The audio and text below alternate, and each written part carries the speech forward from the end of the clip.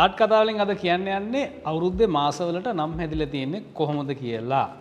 ජනවාරි, පෙබරවාරි, මාර්තු, අප්‍රේල් කියලා මාස 12ක් තියෙනවනේ හැම අවුරුද්දෙම.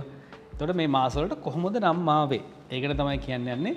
මේකට ගොඩාක් රෝමයේ සිද්ධ වෙච්ච දේවල් රෝමයේ පැත්තෙන් තමයි මේවා හැදිලා තියෙන්නේ. කතන්දර තියෙන්නේ රෝමයත් එක්ක.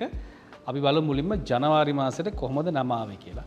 ජානුස් කියලා දෙවි කෙනෙක් ඉන්නවා. මේ දෙවියන්ට මුණු දෙකක් තියෙනවා කියලා කියනවා. ඒ දෙවියන්ගේ නමත් එක්ක තමයි ජනවාරි කියන මාසයේ විවාහයට ඇවිල්ලා තියෙන්නේ. ඊට පස්සේ තියෙන්නේ පෙබරවාරි.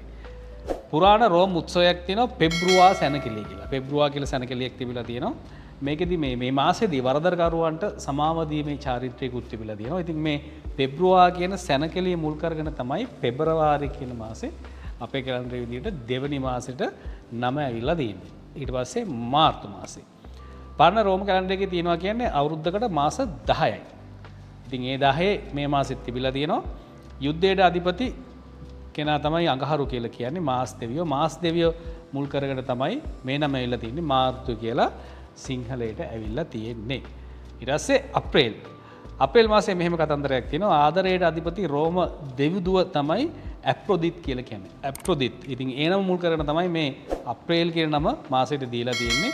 විවෘත කරනවා කියන තේරුම තියෙනවා මේ නමේ ඇතුලේ.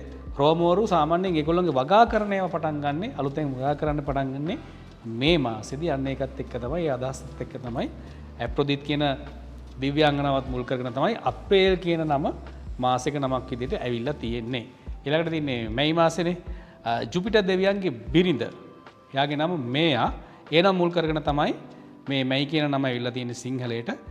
පුරාණ රෝම කවුන්සිලයේ සභිකයන් මාලාවරුන් වෙනුවෙන් මේ ගෞරවය දුන්න කියලා කියනවා. ඉතින් මැයි මාසෙට නම ඇවිල්ලා තියෙන්නේ ඒ විදිහට.